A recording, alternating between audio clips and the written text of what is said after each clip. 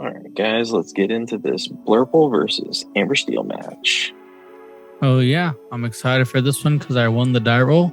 If I didn't, I might be dead. It is half the battle right there for the Blurple deck. So, yeah. Rafiki's a pretty good opening unless he has the fire of the cannons. But sometimes you got to risk it, you know? Even then, too, sometimes this deck doesn't want to give up his turn one to fire the cannons. Your thing, like you want to be playing some stuff. It's tough to load on a turn one Rafiki. Yeah, and the turn one Aurora is pretty good. Going to threaten that Tiana, and being able to sing the Strength of the Raging Fire on 3 could be very bad for me. Hopefully, I see some ramp here because the 4 drops are good. Oh, no ramp. And no ramp on 2. Yep, just visions, which is sort of a tech because a lot of the top profiles are not really playing visions. They're either choosing to do visions or develop your brain. I mean, both those cards are kind of weird, but obviously, develop your brain is like worse in the late game. So I guess you're just like hoping to get there. But I've also heard of people playing one jump ahead to get to 10 ramp, so that way they're always ramping on 2. Oh yeah, and that's crazy because the uninkable count is already insane. So Mulan there getting played for free from my Aurora, and then also being able to throw out a bodyguard just feels really sweet.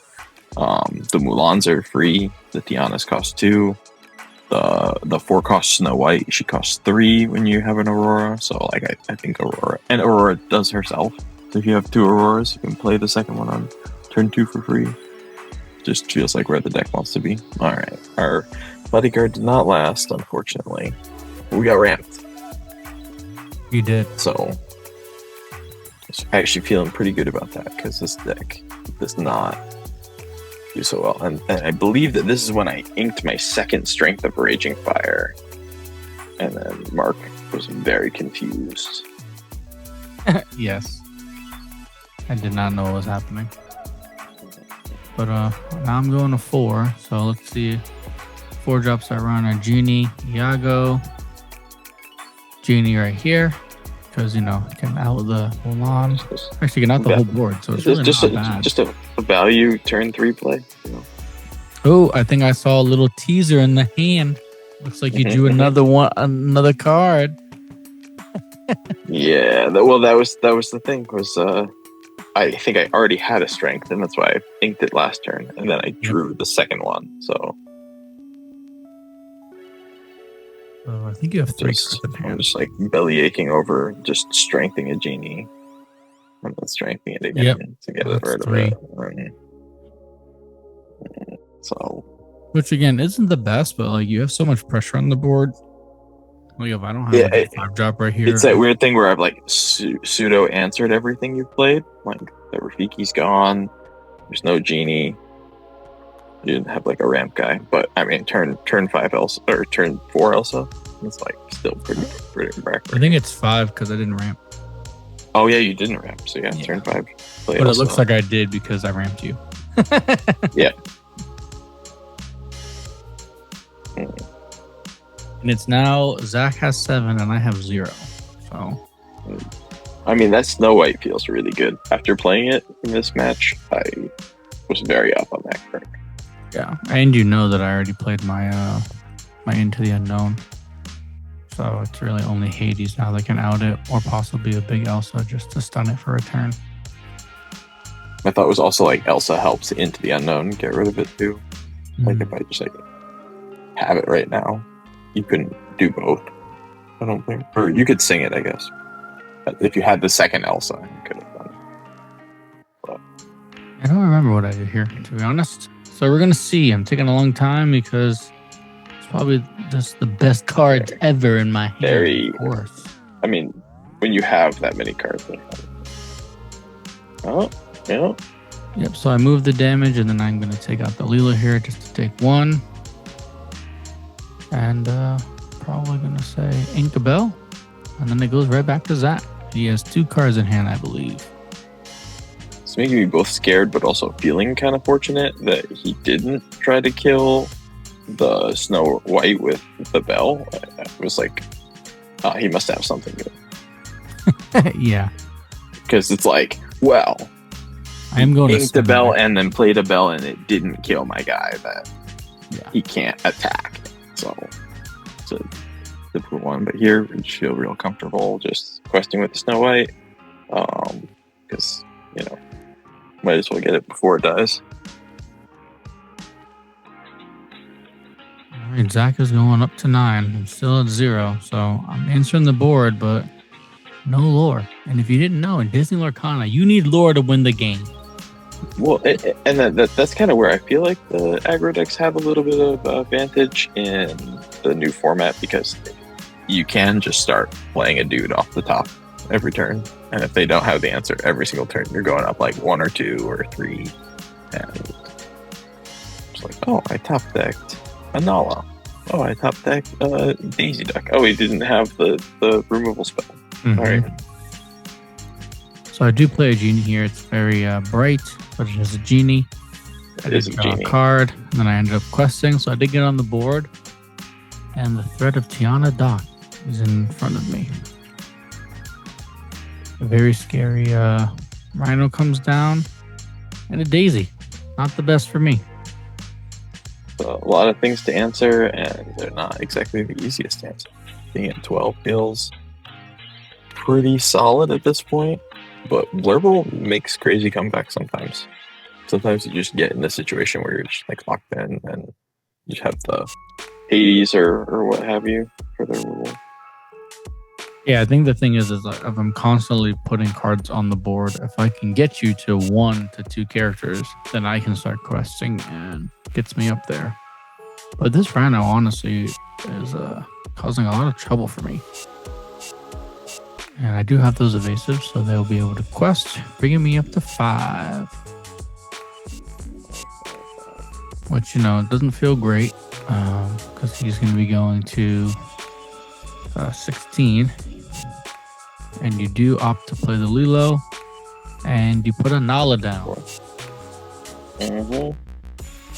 But I give him off the Daisy trigger at the Hades to get rid of the Nala. So realistically, at this point, he can swing into everything, and I don't even have the Nala anymore. My thought process was, all right, if he just doesn't have the removal for this Nala, has to answer everything, I'll resummon Lilo, get 3, go to 19, and literally any spell is like just a lethal threat now. Yeah, because I'm only at 7 ink, so it's like I have to get rid of Nala. Because I don't have enough strength to get rid of that Rhino. Unfortunate. And I've already used 2 of my unknowns. So. Well, see, this is where I was a little confused, because Rhino only has resist 2, so theoretically you could attack with Hades and then attack with Bell, kill the Rhino, and then use like Genie and Elsa to take out like Daisy, or use one of them to take out Lilo, and then you'd only really need to like. But then again, I'd keep a Daisy or a Nala.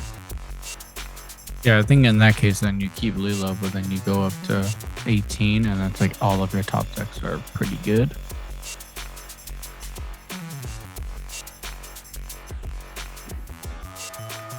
So I'm just thinking, and I'm probably going to end up thinking that I'll lose. But it's all right. I mean, at this point, I think if you do just Hades the Nala, which I remember correctly, that's what you do. And then attack with everything on my 3 guys. I think you can just wipe my board and keep a couple dudes.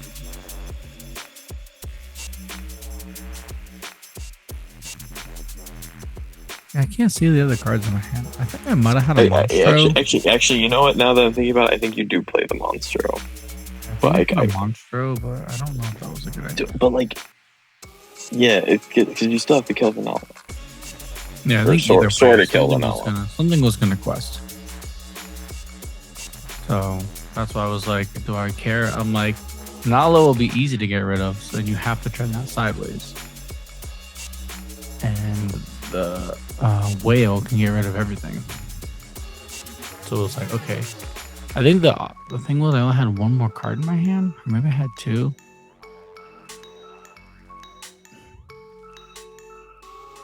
Yeah, I do play the whale. And then I must only have one card in my hand. Take out the rhino. Whoa, yeah, and it's Hades because you revealed it off of Daisy and you ink the. We use that dice. Yep, only one card. So that was the problem there. And then discard the Hades. Ready attack a thing. I think I also wanted to get some tempo here because I knew I was only at 5. So I was like, okay, now I can justify questing for 6. And if you play something, again, it just stunk that I had to get rid of that Hades. Well, so you're now at 1, 2, 3, 4, 5, 6, 7, 8, 9 on the board. So you're threatening lethal next turn if I don't answer something too. That was I think what you that was the because it made it so that way you were less on the back end. So it's like kind of knowing that when to make the decision to switch into the tempo versus controlling the board. Because in that situation, you could have just played Hades, killed my Nala. Yeah, exactly. And then quested for 2, and then it's like, well, he's at 18 or 16 or whatever. He's going to eventually catch up. Yeah. But on to game 2, where we get to start off by playing a Daisy. And, Basil is not what we really wanted to see against you, but you get the quest anyway. You'll probably kill the Daisy. Yeah, the Basil can be okay because it's like, if you're playing Nala and Daisy, and I go to Genie, I mean, Genie's like the best 4-drop, but if I drop like a Iago, everything can kind of take it out, so it's really not the best card. It's the first Daisy trigger you didn't draw something, which is pretty sweet. Yeah, and that's the thing about the Blurple deck, especially the new iterations, is, there's probably 20 plus actions and songs, so Daisy isn't going to be hitting you the best cards all the time. Here's our Rapunzel's Tower deck. I feel like it's pretty I cool card. Ramp again, and I decided to trade with the Daisy. Because if we went to that tower, I would have been very lost. All right, looks like Tiana's coming. Tiana down. And now I'm very scared because I got no ramp. Yeah, Tiana in the Rapunzel's Tower is just off-brand and shouldn't be allowed. You're just not. It was ridiculous. What is it? Like a 1/7 or something, right? Yeah, it gets +3 health at the Rapunzel's Tower. So yeah, 1/7. Yeah, and the 1/7 is just ridiculous. And even if I had a character right here and you put the Rhino down, it would have been so hard to out this, even if I did. So it's at 4. It's still anyone's game, but that tower is going to put so much work into the Tiana. Keeping the characters alive in general. It feels like once you get a tower, if you waste your turn to playing it, Rapunzel's Tower, you almost get this reward where every card that you play now, you just pay 1 less ink for, if you're on 4, play a 3-drop so you can move to the tower. So that way then you can have the big dude. And I mean, even this Rhino right now is a 1/5. So it's like, okay, I probably have to take out the tower because eventually the Rhino will die. Something I could have done was attack the Rhino and then eventually just take the tower out and the Rhino would have died. Or be banished because it had the 2 damage. But tough ink on the Snow White here, but we want to play with our interesting card. Yeah, Vinny. Vinny's cool. Although having stuff at the Rapunzel's Tower and then saying I gain a lore when something dies, it's like, Yeah, that puts even more pressure onto the board because I don't know the exact math, but you could probably get to somewhere 6 characters and be at 12 and just drop a Vinny and just be good game. If they don't have strength There's really Aurora and Elsa to turn it around. There's really nothing to get rid of it. Yeah, a 1/4, I believe he is. Like, oh yeah, that doesn't die to Vincenzo. Alright, I did have the Tiana out, which is good, but I had to waste a singing on it, which really stinks. And I'm playing Dumbo here. Not attacking. Dumbo's not really where you want it to be. Dumbo's one of those cards where it's like sometimes you just play him as a 4-cost 3/3, and it's just not good. Yeah. If the game can go on and you can use the Dumbo effect on himself and gain some advantage, but in a matchup like this, it's not going to do much for me. Especially, I believe you choose the Dumbo here with the Rhino. Yep. That is -1 strength. And I believe you're paying 3 to move some friends to a tower. Yeah, they're big now.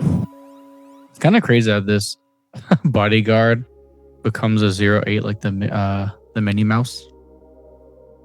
Just a 0/8 for 3. 1 to move it and 2 to play it. Yeah. Just it's 1 less than Minnie.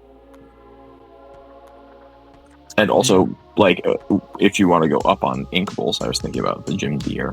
And it's an inkable 0/4, and if it goes to the 0/7. And even just protecting, like, I was kind of sad because some of these 1-drops are like a little weaker. Like, it's Rhinos, and I don't have the Daisies anymore. Rhino as a 1/5, he'll quest 2 for 2 or 3, or he's actually die. Yeah, so right here, it's unfortunate that the tower is an 8 because I can't take it out.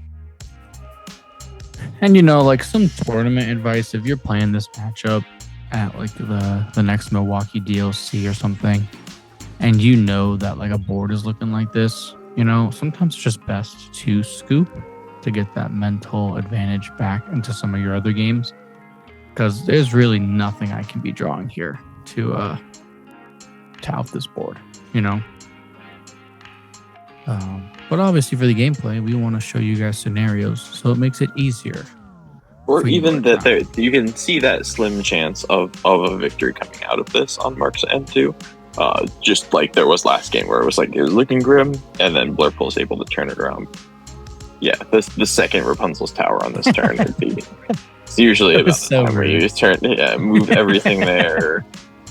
Oh, you took 3 turns to try to get this one out? Never mind. I'll play another one. Which is actually kind of hysterical. And in all fairness, I only played 2 of this card.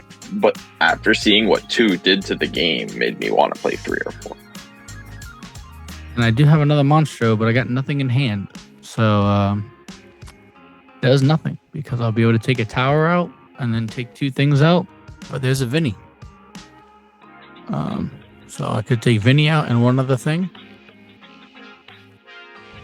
Oh nope, there's a bodyguard. Never mind. Have to take out the bodyguard and gain me at least 1. Yeah. And then that would be GG's. So yeah, on to game 3. All right. Elsa's in the Inkwell, which kind of stinks because kind of want to see Elsa in this matchup. All right, Daisy, and I got no 1-drop. This is kind of scary.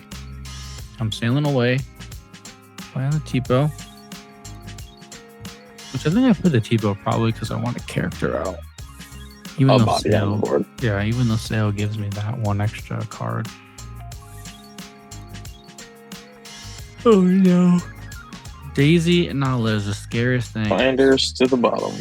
Especially at that point, I kind of wanted you to draw the Finders Keepers. It's a slow, clunky thing. Go ahead, draw 3 cards. And this is where the Daisy's challenging, because it's it can give me the great monster, but it can also put the things I don't want to top deck on the bottom. Questing here, just to be able to get that bounce in with the elephant. And this elephant's pretty good. I mean, obviously the Nala's a 0/2, so it's not taking any damage. But it's a huge threat. And if they have strength, Now it's going to be really difficult for them to take that out.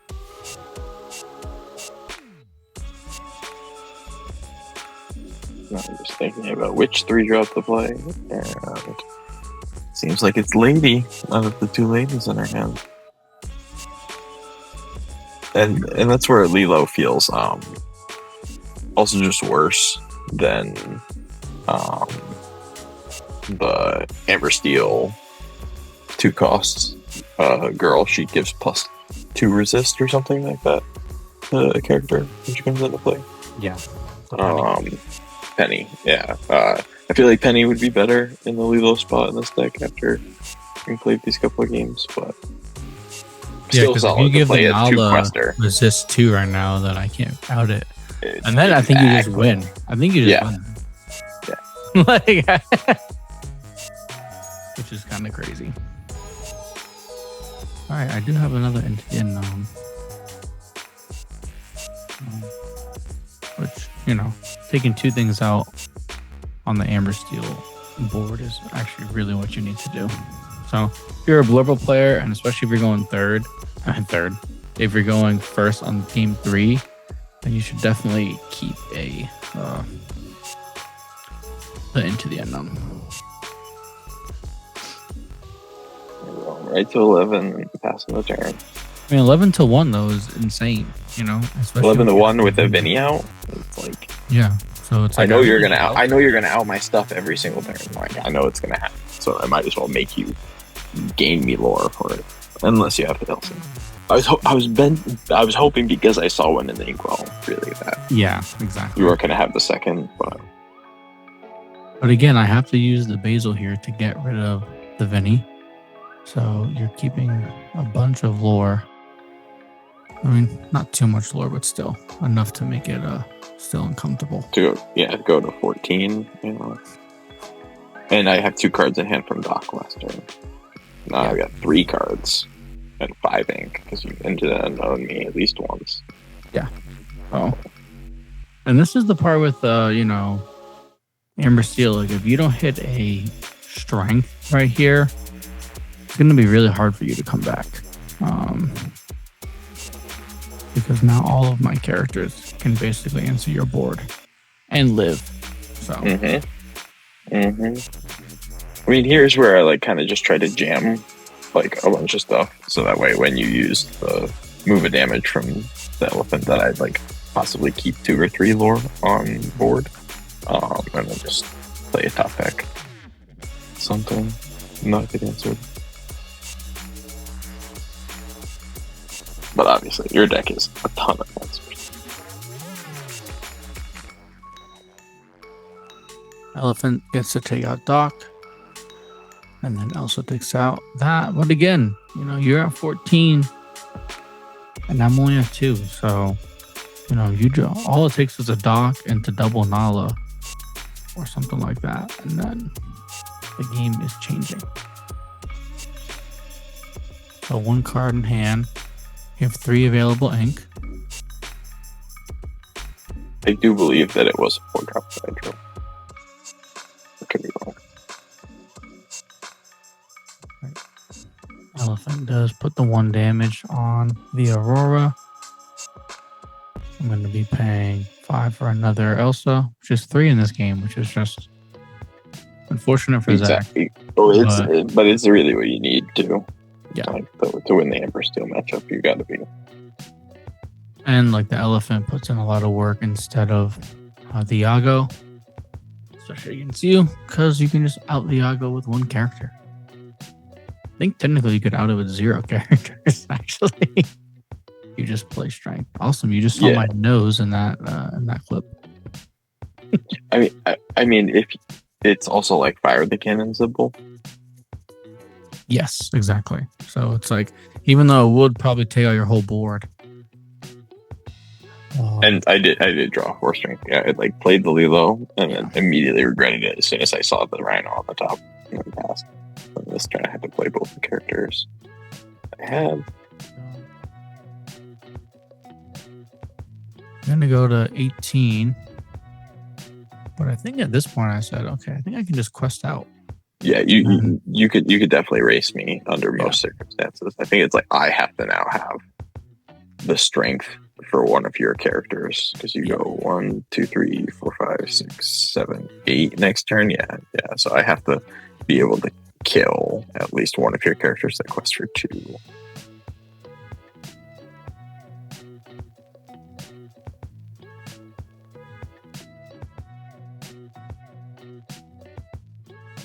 And that's important when you're playing these games, is to really count the lore on the board. Like you saw in game 1 and this game, you know, playing the 2 questers really is important. 1 drop Rhino for me. But I see that I need to do that to not lose next turn. Request for 1. I think you're debating on or actually, I had to take out the basil because otherwise. But I think you ended up just questing because you were like, I'm not going to win if I don't quest. Yeah. Either. Then you have to dedicate to attack the rhino and. Exactly. Strength. Oh, yeah. That Hades locks it in for you pretty well because then really you could leave my Aurora, which you're probably not going to. But like, quest for only 2, there's not really a lot of stuff.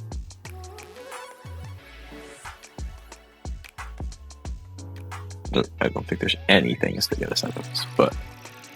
And the lady playing nothing. GG's. Yeah, but thank you for joining our gameplay. If you haven't yet, make sure you hit the subscribe button, the like button, and comment down some colors in the comments, and maybe we'll play them in our next week's gameplay. Thanks.